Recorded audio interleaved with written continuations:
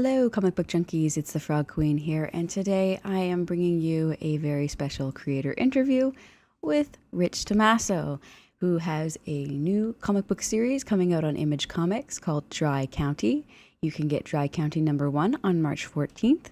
As well, he has another book, which is going to be a reprinting of an earlier book that Rich did, and it will be on Image Comics, and it is called Clover Honey, and I think it's the only one by him that I've never read, so I'm very excited to take a look at that. So without me going on and on, let's just jump right into the interview. Thank you so much for giving me some time today. How are things? Busy. It's going to be a busy year, so I have a lot going on in the way of reprint projects and new stuff and secret things I can't talk about, but I'm busy working on. So yeah. Oh, okay. Are you allowed to talk about the reprint items? Yeah, the reprint. Well, the one that's for sure is the Clover Honey. The Image Comics is going to reprint my first crime novel, Clover Honey, that I did in '95. So. Oh wow! Comes out in April too, so it's pretty soon. Oh, that's really recent. I think that's the only one I haven't read, because it just wasn't available to me. I don't think I heard about you until Dark Corridor came out. Oh, okay. Yeah. I think maybe that was the first one of your books that I ever read, which was on a few years ago. Yeah, about 3 years. It's been 3 years now, so yeah. But yeah, it's perfect time because it'll come out right when Dry County is going on, and it's a similar thing. It's set in the '90s. It's a crime novel, very personal kind of crime novel. So it's good. It'll be a good companion to that. Awesome. Yeah.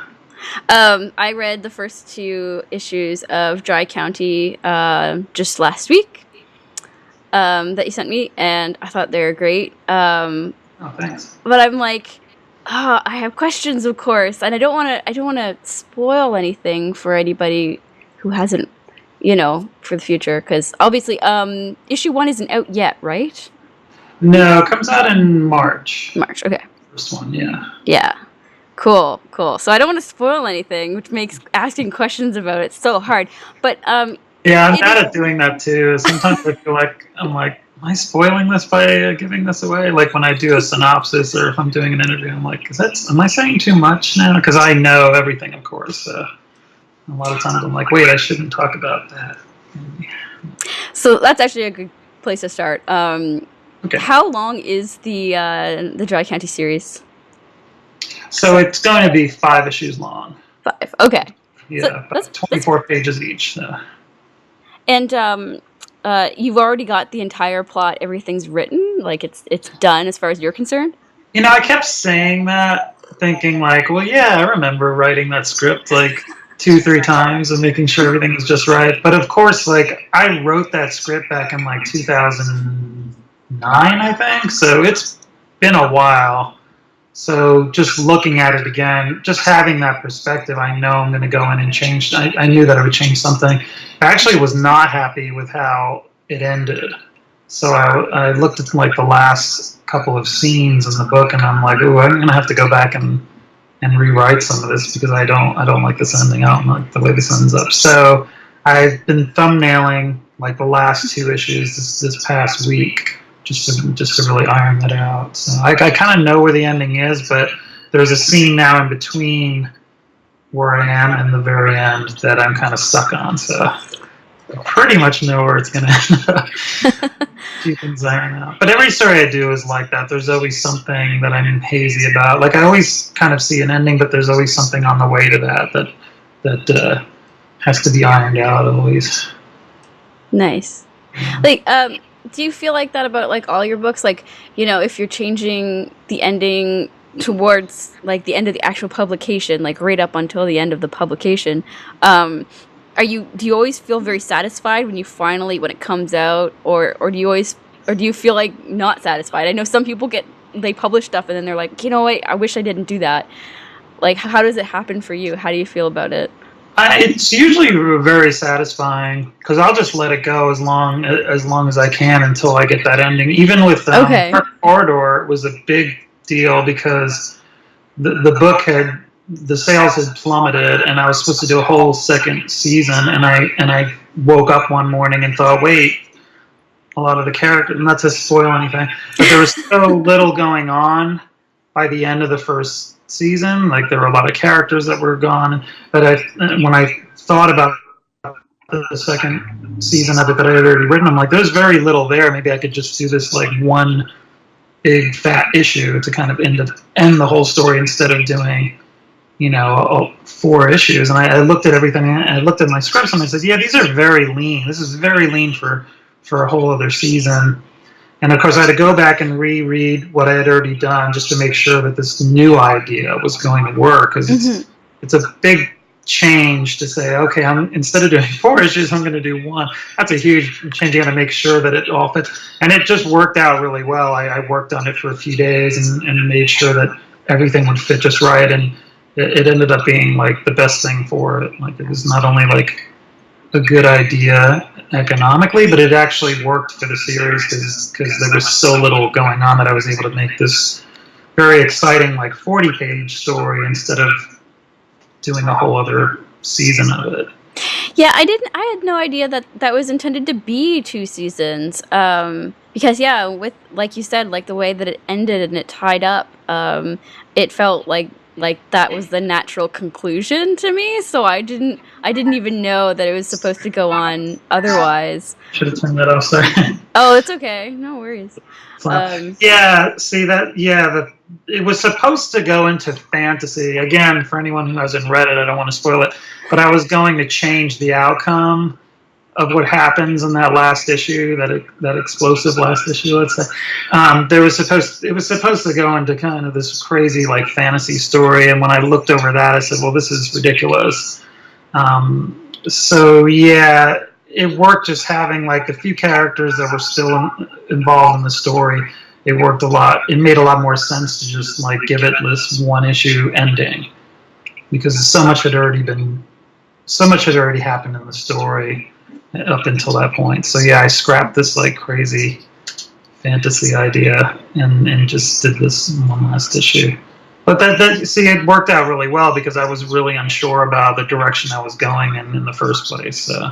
It's hard with my career before Image was I would just spend as much time on these books as I needed until they were finished. Like, I would spend years sometimes on a book that was not even as long as something like Dark Corridor, because I had so much time to think over things. And so it was challenging right away because I had to make these decisions much quicker because I was on a monthly schedule. That was something I needed to. But I feel like I work better that way. Like, things come to me instead of like sitting around for a month and just drawing every once in a while or just waiting for inspiration to come to me. Under pressure, I'll try to at least just work out a bunch of ideas. So a lot of things will go in the garbage, but I seem to come to these conclusions a lot quicker when I know I have that deadline. So. Well, it does focus people. Pressure can focus you a lot. I know I've always found it more focusing because then, deadlines I've always kind of liked because I'm like, okay, I know what the goal is, Yeah. This is the goal. I have to get there, and I just have to figure out how to get there. And it seems, but when you kind of have this unlimited amount of time, like you say, if you don't have a deadline, you're just kind of like, oh, it'll get there when it's finished, and it reaches its natural progression for me. That might not ever happen. The finish line might never come. Which is how I feel about my own work, because it's just I don't have deadlines for my own work. That stuff just sits around and I work on it whenever I can, right? But yeah.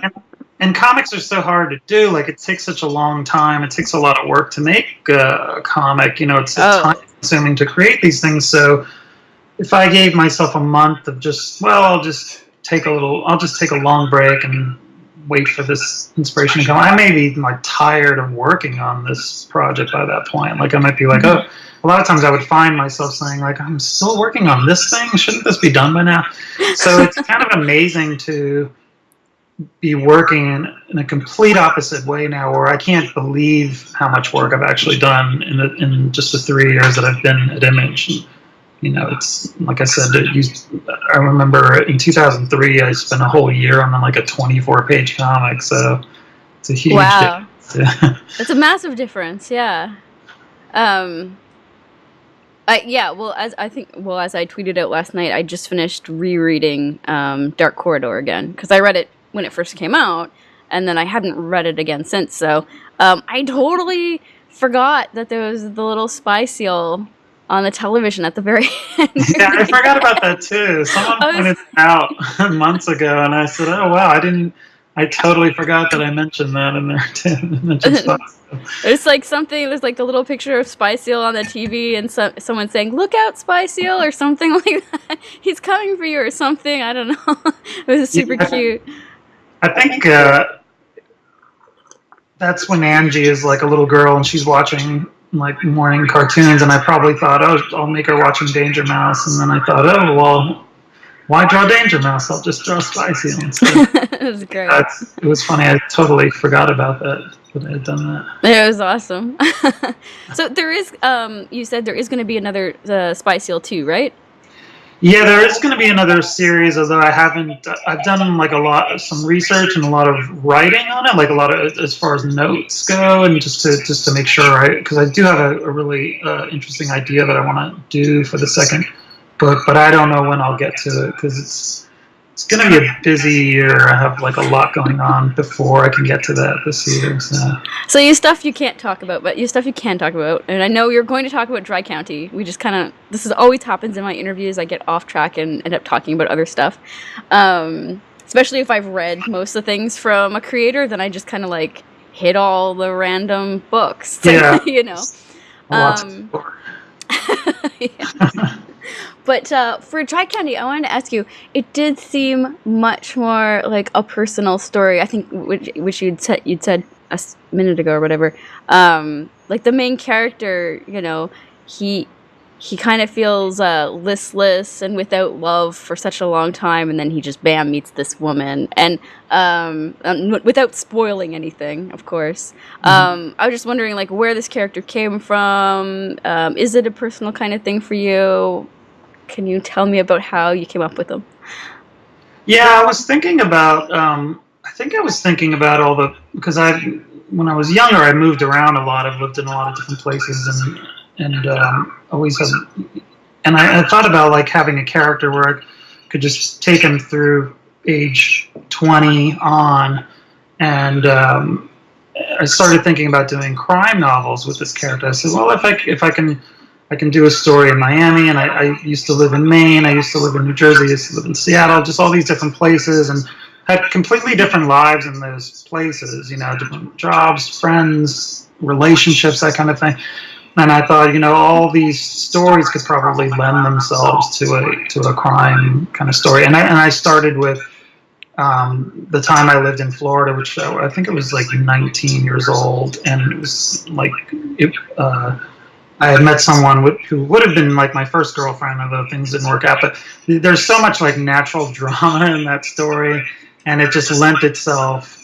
The way things ended up kind of lent itself to these different like crime scenarios that I could weave into it. So I thought, yeah, why don't I just take something that's almost autobiographical and just weave in like a crime story into it. And so that's how I started with Lou. I said, I'll start with him young, and then I can just kind of move around and show you like his life over many years and all these different things, like different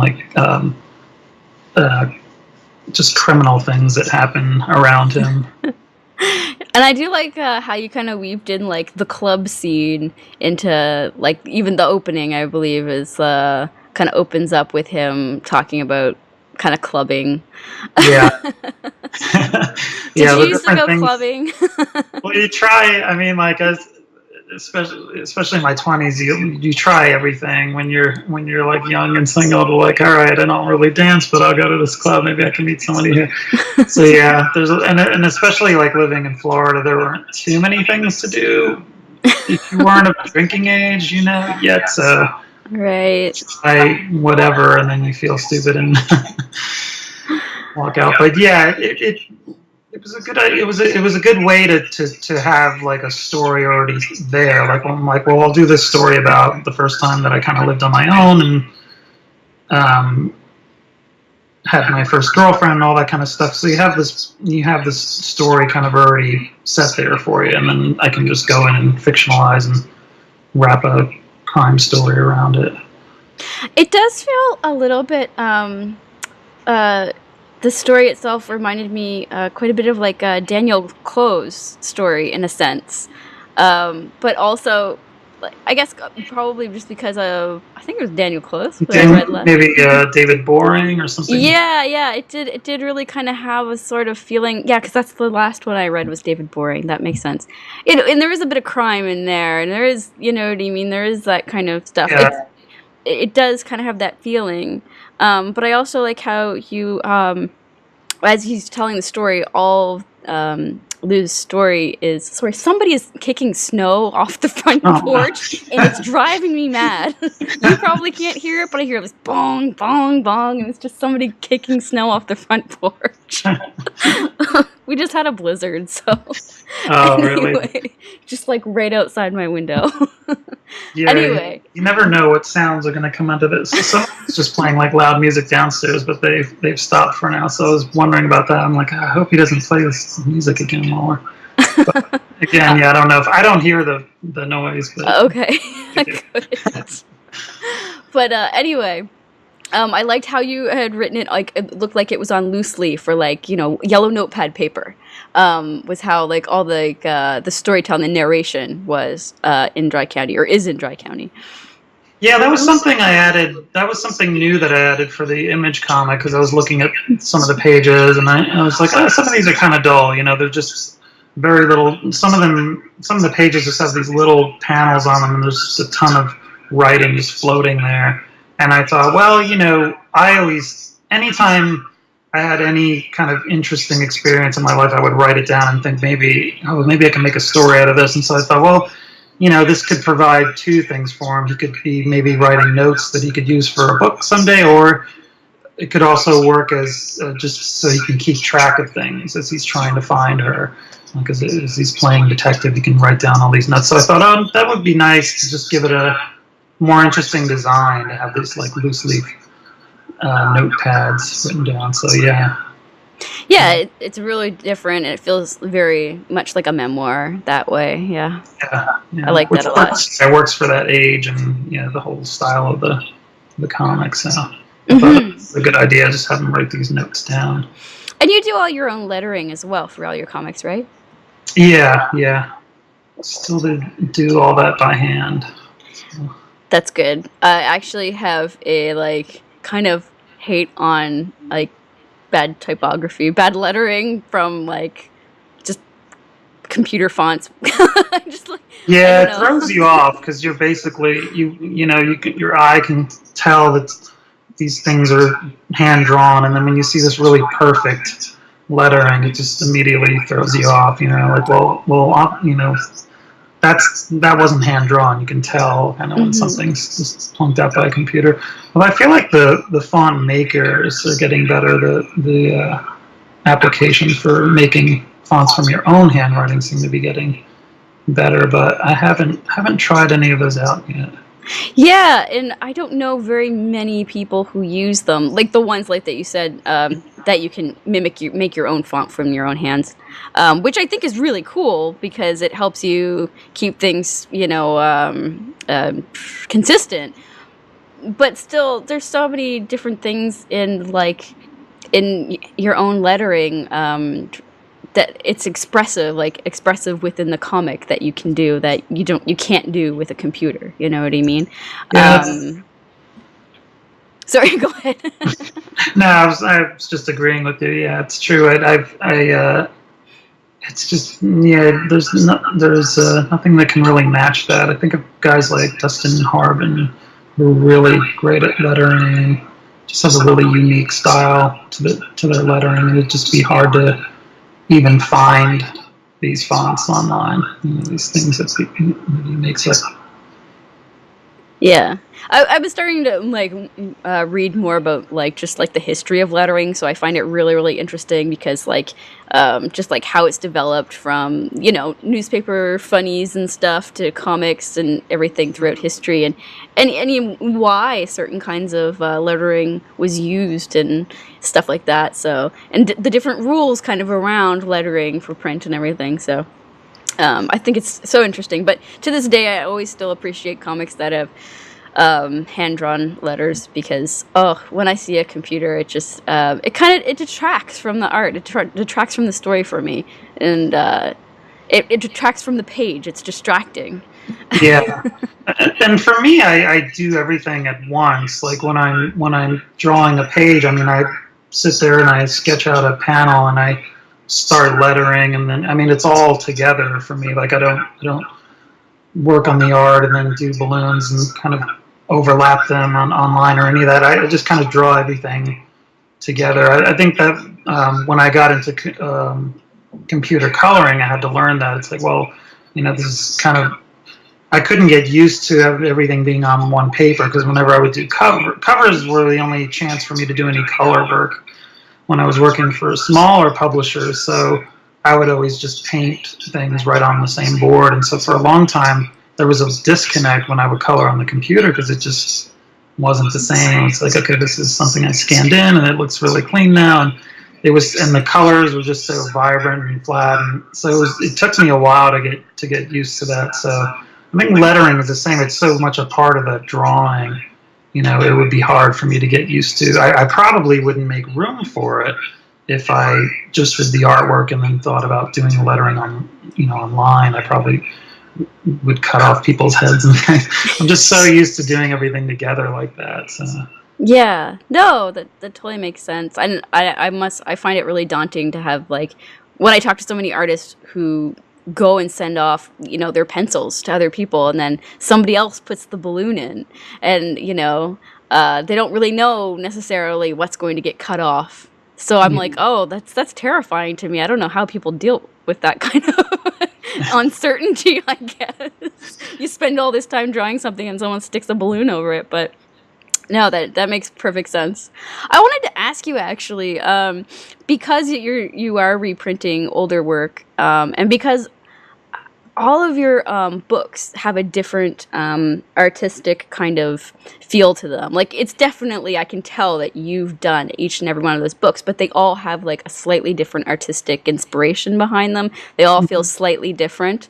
And I was wondering how you feel about when you go back to something that you've drawn like a long time ago and you're going to reprint it. How do you feel about it, like when you go back and you look at that art style and like that place that you were artistically? Yeah, it used to be hard to do that because I couldn't help, like once I would take on a new style, that would be my style for everything. But I think maybe just doing this a really long time or just changing styles so often, I'm able to go back and forth pretty easily. Like when I'm revisiting the Dry County art, I kind of remember that how I was making the art. It was very small. I tried to keep things very simple. But beyond being simple, it didn't quite look like the way Spy Seal's artwork looks, or even the way some of Dark Corridor's panels were drawn. So it's easy. I guess just from doing so many different styles all the time, it's kind of easier now for me to go back and forth. Years ago, it was really hard though. I would do a new cover for something and be like, okay, I have to draw this like I drew 10 years ago, and it would just look it was way too obvious that it was drawn with whatever new style I was using at the moment. But yeah, it has gotten easier over the years. That's interesting, just because like there's so, how do I say this? I talk to artists. There's some artists you see, and their style never really changes. It's they don't really seem to grow or change. They just kind of do one thing, and that's that, which isn't bad. But I always find it more interesting when you see people who are changing, trying something new. And I'm like, yeah, how do you adapt and stuff when you go and or you write a sequel to something that you wrote 10 years ago, but your style is completely different. Like, how do you do that? How does it meld? And I always think that's like a really interesting thing, and I think it takes a certain kind of intelligence to be able to work that out. I certainly don't have it, but Yeah, I think it really it just comes from doing it for a long time, from training. Because I always try, like I said years ago, I would try to do that, and I just couldn't do it. And I think now that I've just drawn so many books over the years, and I'm used to switching styles even more often than I used to. I think I've just gotten better at it. It was hard with the Image is going to be reprinting Clover Honey. This crime novel was one of the first books I did when I started out, and I had to redraw some pages for that because I didn't like the way the first like 20 pages were drawn, and I always meant to go back and change those before it was printed because I had switched styles while working on one comic. Like I'd switched while in the middle of working on this book. So that was hard because I didn't really like I just wasn't a very seasoned artist, whatever you want to call it. I wasn't very skilled then, so I didn't want to draw it too much like I used to draw in '95. I wanted it to look better than that. So that was a little hard to do. I tried to keep it simple, but I think it was pretty obvious that I had gone and done that recently because the artwork looked a little more polished or structured, but that was a case of just, well, I want this to look a little better than it did. So Clover Honey, what was that published by? I was on Cosmixology or something, and I saw it come up recently, but I think it was a preview for the upcoming Image one. How did you publish it previously? It was initially printed by Fantagraphics Books. It was my first graphic novel that I did in '95 for them. So they had published it then, but it was reprinted in 2012, I think, by Alternative Comics. Oh, okay. Yeah, but the printing we had a lot of trouble with the printers. And the books did not come out the way we all hoped they would. The paper stock was really bad. Like there were pages that were printed gray instead of 100% black. And I had done all this work. I actually, besides those 20 pages, I redrew because that's when I initially redrew the pages for the book. It was for the alternative version. So besides that, I couldn't stand, my lettering was like really messy in the '90s, so I wanted to redo the lettering. So I did re-letter the entire book. Oh wow! Did all this work on the thing, and it just was not a great outcome when we saw the printed matter. So when Image asked me if I wanted to reprint the book months ago, I was like, yes, please. Because I wanted to see like a really nice edition of it. That's what I did all that work for. So yeah, I'm really happy to see it reprinted again. Yeah, and it's going to be an OGN then, like an entire book, not a bunch of floppies. Yeah, it'll be printed as a graphic novel. Yeah. Oh, cool. All right. I always like. Is it going to be a trade? I assume then, or? Yeah. It'll be it's like a. I don't know how long. I think it's like a 140-page trade. It'll be cool. Yeah. Yeah. I always like the trades that Image puts out. Like they're good quality. They hold up. I like the paper they use. Yeah, and I like their price tag. Like they're actually affordable. Like, like some people, like some of the publishers right now. I got into a few debates online about just the price of graphic novels, and I always tell people, go get Image trades because you can actually afford them, and they're fantastic. Yeah, the Marvel and DC, especially the Marvel stuff. Sometimes you turn that book around, you're like, oh my god, really? Yeah. For 5 issues or 4 issues. And it's so bizarre too because Marvel, they put out these really affordable hardcovers, and then their trades are like almost as expensive as the hardcover books. I never understood that. I'm so confused. Strange. There must be something strange about the pricing of stuff like that, the printing price. Who knows? Or maybe because when they do the soft cover, there's something about like once you have the book printed, it's a little cheaper to go back and make more printings of that. It's just the if you have a new cover or right, like you're paying for that. So maybe they're just paying for that hardcover addition to it. I'm not sure. I don't really know that much about like the printing end of things. But yeah, it is strange when you find that, well, the hardcover is only like $5 more. Yeah. That happens. I don't know. It's just something that you notice once in a while. But okay, you said the reprint of Clover Honey is coming out. You said April, right? April, yeah. Okay, so 1 month after Dry County comes out. That's cool. Yeah, I think it's the same week that issue 2 of that comes out. So nice. That was like it was. So I drew it in the '90s, and it was set in the '90s. So that book is set in the '90s, and then Dry County is also set in the early '90s. So they'll kind of complement each other well. I think it's a good time to put both of those books out. What's the premise of Clover Honey? It's the only one I haven't read by you, I think. I think I've read everything else. So Clover Honey is very much like a North by Northwest kind of story. There's this mobster who does something underhanded, and his bosses find out, and he's like on the run. And there's this young woman who just started working for her family, doing this kind of, like working with the mob, and she kind of gets this chance to prove herself by finding him, by tracking him down. So a lot of it is just it's very like narrative heavy, and it's a lot of the story is just a character study of these two people in the story. I wanted to get better at writing. I wasn't really much of a writer when I started out. I drawn a lot of like cartoons, but I didn't have that much about writing or what I wanted to write about when I started in comics. So I thought like it would be a perfect story to just focus on these two characters, so I could just really spend my time fleshing these two characters out as best as I could. Cool. Oh, that's interesting. I'm excited to see it. What was I gonna say? Let's see. Check the time here. Okay, I've had you for half an hour.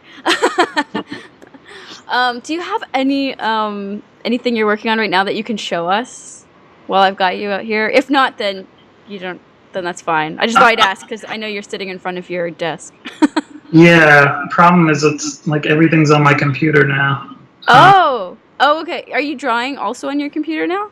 No, but so Clover Honey is a reprint, and then Dry County, I haven't been doing much in the way of drawing because a lot of that was already drawn, so all that's kind of like color already and on the computer. So yeah, okay. The thing that I'm working on now as far as drawing, I can't really talk about.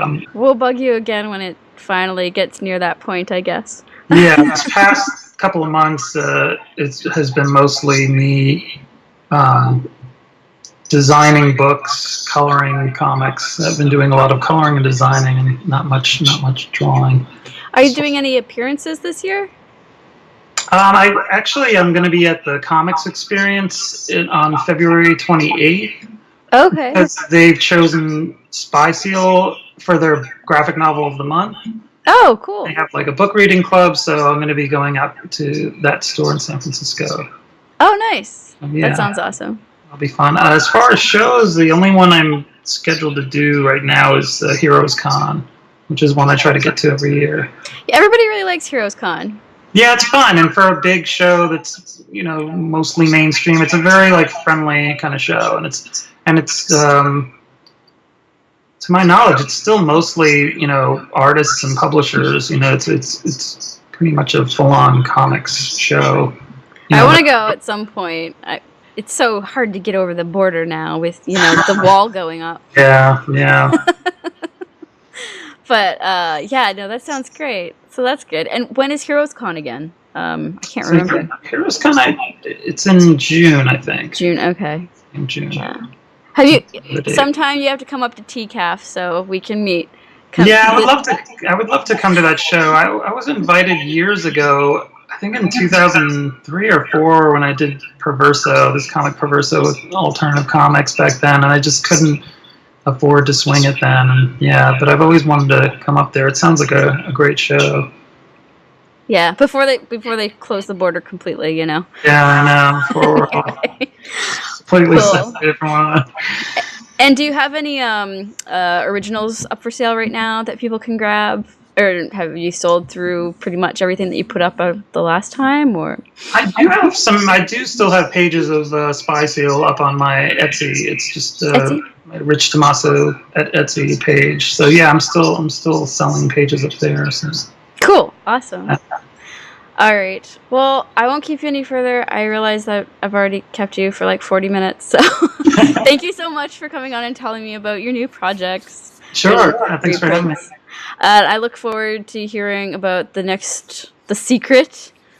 Yeah, I'm dying to like talk about it. Hopefully soon. Hopefully within like the next maybe couple of months, I can start talking about it. So. Cool. Awesome. All right. Well, thank you so much. I will let you know when this is up, and I'll poke you on Facebook and the medias and stuff like that. Okay. Cool. All right. Have a great evening. All right. You too. Thanks. All right. Bye. Bye.